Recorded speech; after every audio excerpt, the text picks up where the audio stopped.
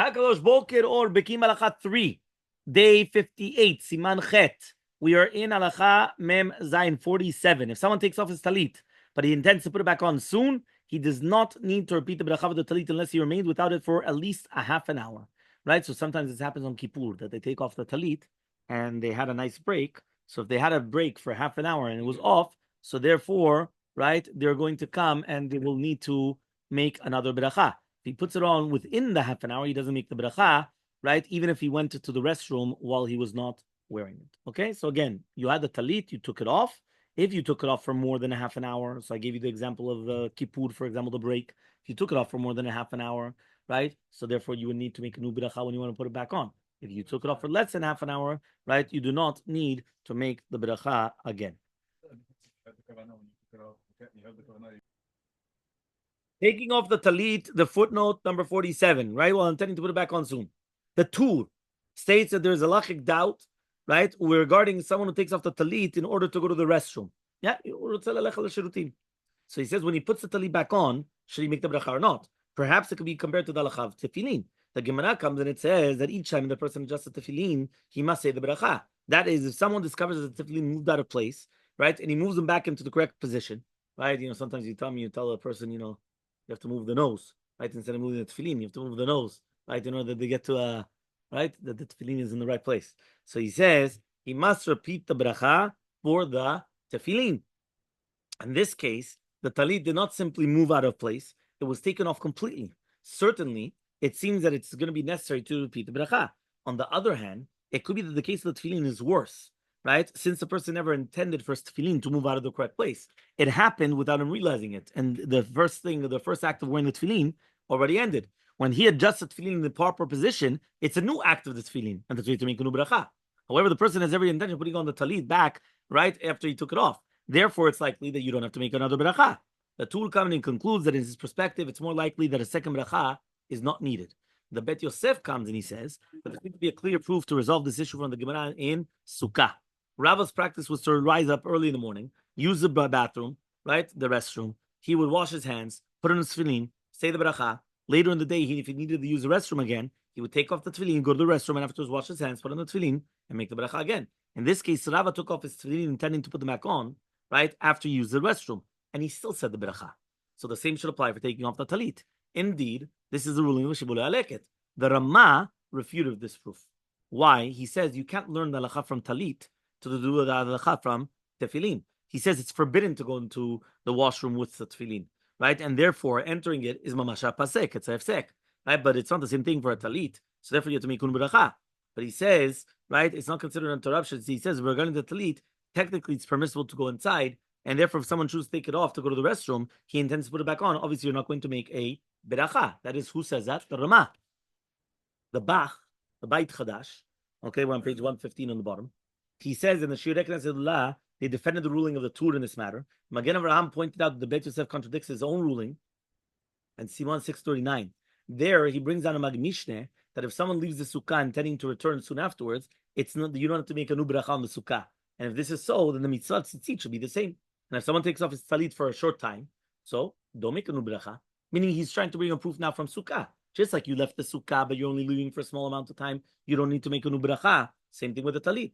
But Rishon LeZion and other Achronim, they reconcile this contradiction, and they pointed out that according to Rav David ben Zimra, the Rabbaz, right, likewise ruled that if someone takes off his talit to go to the restroom, it is an interruption, right, of the mitzvah, and he must say the bracha again. This is likewise the ruling of several major poskim, such as the response of Mishkenot Yaakov, Rav Eliyahu Mivilna, right, the Gaon Mivilna, right, the Rishon LeZion deduced from the works of Rabbeinu Menachem Meiri that he also concurs with the Beit Yosef. However, the opinion of the Ritva and the Shita Mekubetzet is that you do not go back. So in conclusion, right, let's see, right, the ruling of the Shulchan Aruch is that if someone takes off his talit, even if he wants to put it back on, he must say the bracha again.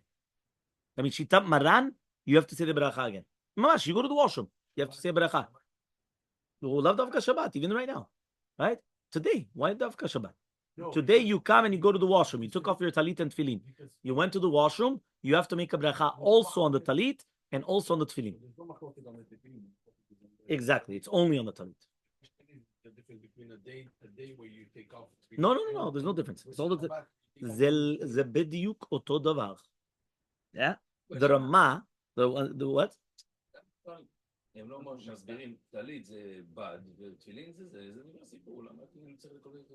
Because again, the Maran is saying he's not learning that difference. Maran is not learning that it's a difference between them. One of the major reasons is because if you could go with a talit katan inside the bathroom. That's what we're speaking about. 1 minute. That's what he just said also. 1 second. But no, Maran does not learn that. Maran says that it should be the exact same halacha. The Ramah disagreed because of what he said in the Darkei Moshe. The Ramah disagreed that he said that as long as he intended when he took it off, right, to put back on afterwards, he would not make a bracha. The Ramah said in another opinion, saying that it's not necessary to recite the bracha, right, on the talit, as long as you still have the talit katan, right? And he testified that's a custom of the Ashkenazim. Although some Rishonim concur with the ruling of Maran that you should do it, safek berachol lakel k'neged Maran, and therefore as long as someone put on the talit back soon afterwards, he does not say the bracha.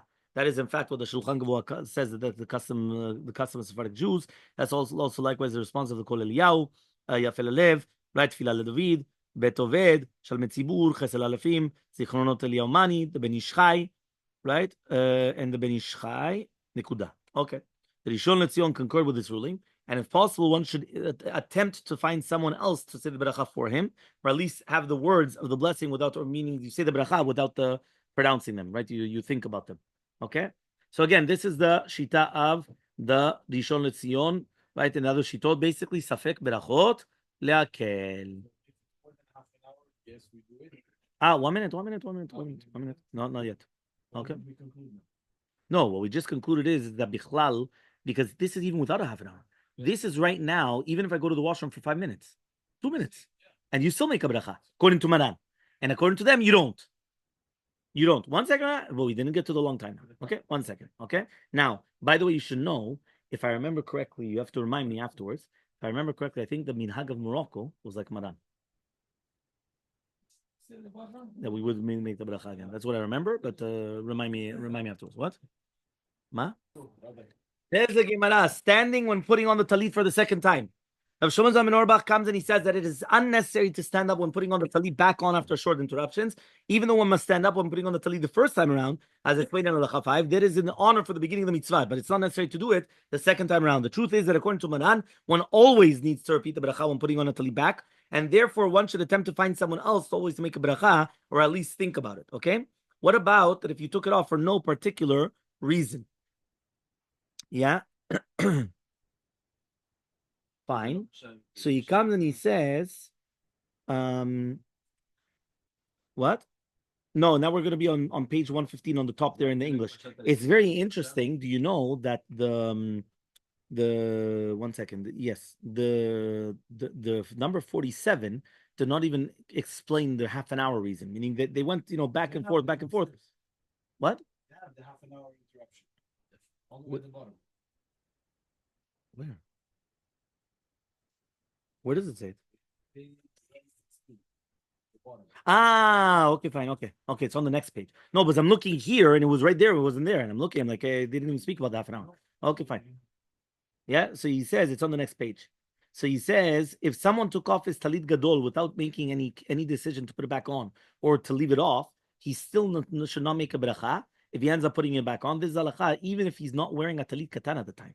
Look at the number 48, taking off the talit with no particular intention. If someone took off the talit gadol without thinking whether he needs to put it back on or not, right? Or it depends whether or not he's wearing a talit katan. If he's wearing one, he's still connected to mitzvah tzitzit, and therefore, if he decides to put it on within the half an hour, he doesn't need to make an bracha.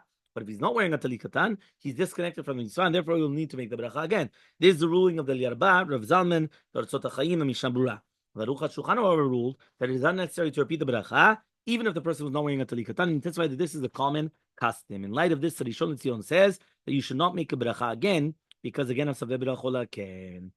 try to have somebody else make the bracha. You keep on saying the same thing. Basically, always have somebody else try to make the bracha. So this is incredible.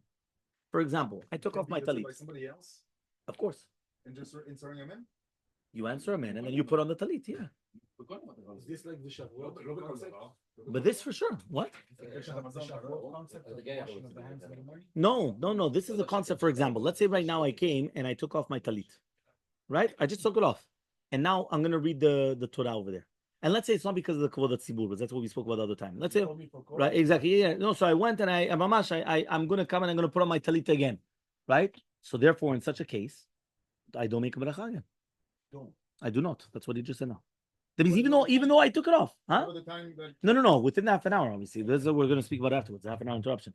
But he's saying here, you don't make it. Now again, the other opinion said yes. Why? Because I took it off stam, which means I wasn't thinking of putting back on. But they say it's a rucha shulchan, and because of the rucha shulchan, everybody is passing the same thing. Sabal. so now the 30 minutes passed.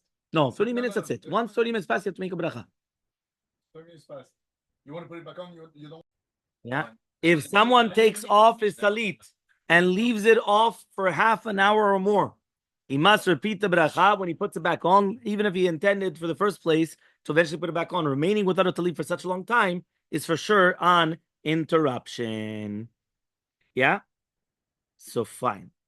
I don't understand why they put it out of order. Interesting. Did you realize? This half an hour interruption should have been on yesterday.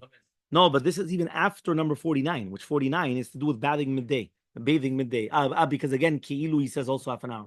Okay, fine. So because of that, he's going to bring it down. So there's a on Sunday then.